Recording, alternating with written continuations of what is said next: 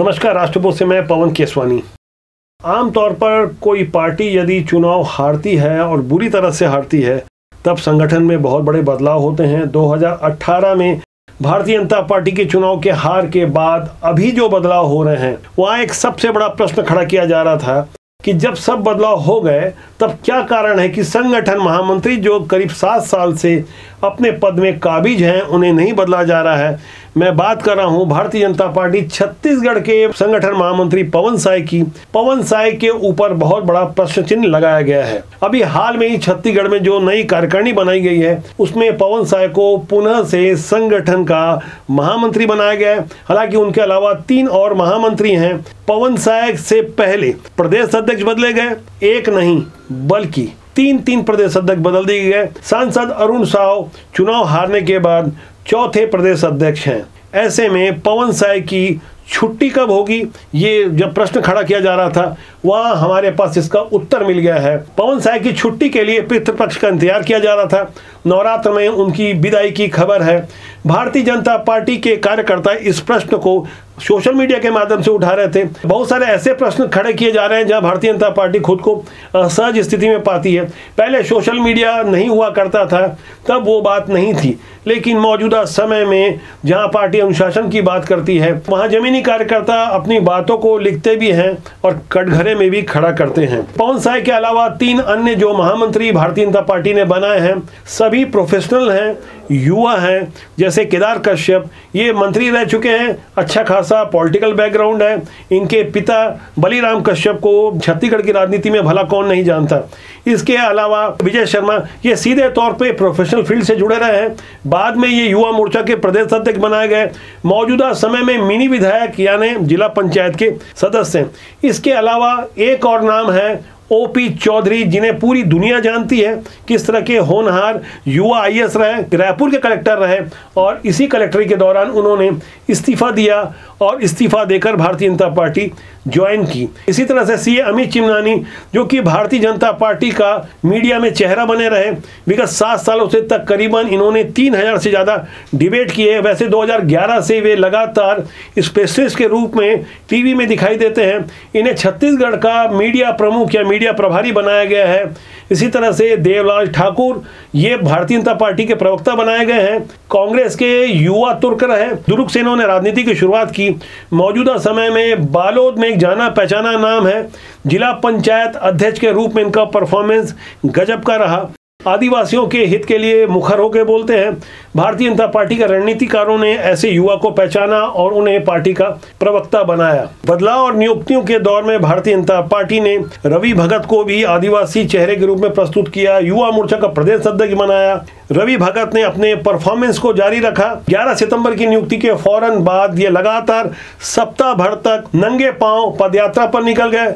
लैलूंगा से रायगढ़ तक पदयात्रा को अंजाम दिया और सड़क निर्माण की मांग को लेकर इन्होंने जनता का ध्यान आकर्षण खुद पर करवाया। इन सब के बावजूद अभी भी भारतीय जनता पार्टी में वो चेहरे भी कायम हैं जो पहले भी थे और अभी भी टांग खींचने की परंपरा को जारी रखना चाहते हैं। इस पर हम आपको एक खबर दिखा रहे हैं, जैसे आप स्क्रीन में देख सकते हैं कि किसी संत के आशीर्वाद से नियुक्ति हुई अमित चिमनानी का नाम लिखा हुआ है, जो भारतीय जनता पार्टी के मीडिया प्रभारी हैं। इनके बारे में साफ तौर पे लिखा गया है कि वे कभी कभार मीडिया में आते थे। जैसे कि हर कोई जानता है कि अमित चिमनानी जाना पहचाना चेहरा है। बरसों से तकरीबन 6-7 सालों से लोग उन्हें लगातार प्रायः सारे क्षेत्रीय टीवी चैनल में देखते रहे हैं।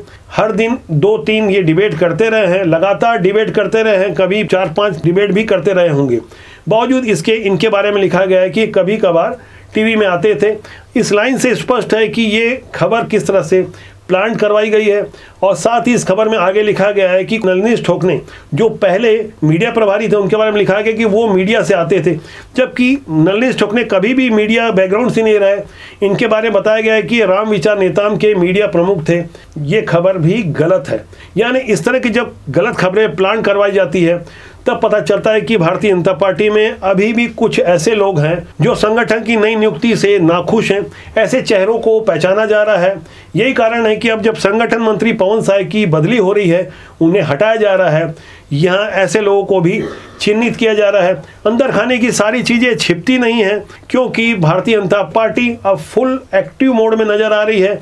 यही कारण है कि कांग्रेस ने भी अब अपनी रणनीति बदली है। कांग्रेस के प्रदेश अध्यक्ष भी पदयात्रा पर निकले हैं।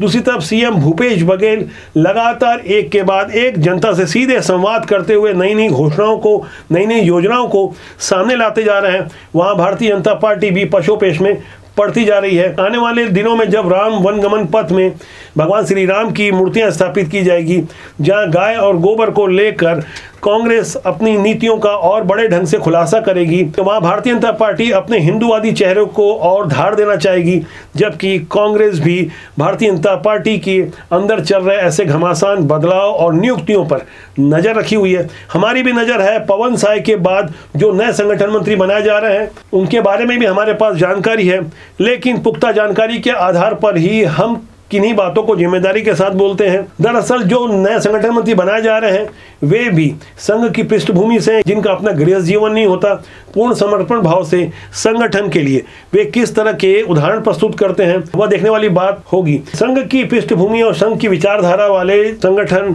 मंत्री या महामंत्री जब बनाए जाते हैं, तब जाहिर तौर पर यह उम्मीद की जाती है कि जो संघ की विचारधारा है, जहां व्यक्ति पूजा का महत्व नहीं दिया जाता, जहां पैर पड़ने की परंपरा से परहेज किया जाता है, यहां अब तक ऐसा नहीं रहा। सत्ता के साथ पैर पड़ने की एक परंपरा आ गई जो आमतौर पर भारतीय जनता पार्टी में नहीं हुआ करती थी। सत्ता के साथ ये व्यक्ति पूजा और व्यक्ति पूजा के साथ परिवारवाद, परिवारवाद के साथ बहुत सारी बातें जुड़ी रही, जिस पर खुलकर देश के प्रधानमंत्री नरेंद्र मोदी 15 मार्च 2022 को संसदीय बोर्ड की बैठक में बोल चुके हैं कि परिवारवाद का कोई विरोध करेगा और परिवारवाद के कारण किसी की टिकट कटती है और यदि ये पाप है तो इस पाप का सबसे बड़ा भागीदार मैं हूँगा। उन्होंने साफ तौर पे बता दिया कि अब परिवारवाद नहीं चलेगा, व्यक्तिवाद नहीं चलेगा। ये सारी चीज़ों पर अभी कुठाराघात होने वाला है। फिलहाल संगठन मंत्री पवन साय की विदाई के बाद भारतीय जनता पार्टी में जो नए परिवर्तन आने वाले हैं, कुछ नई नियुक्तियां होने वाली है, उस पर भी हमारी नजरें हैं।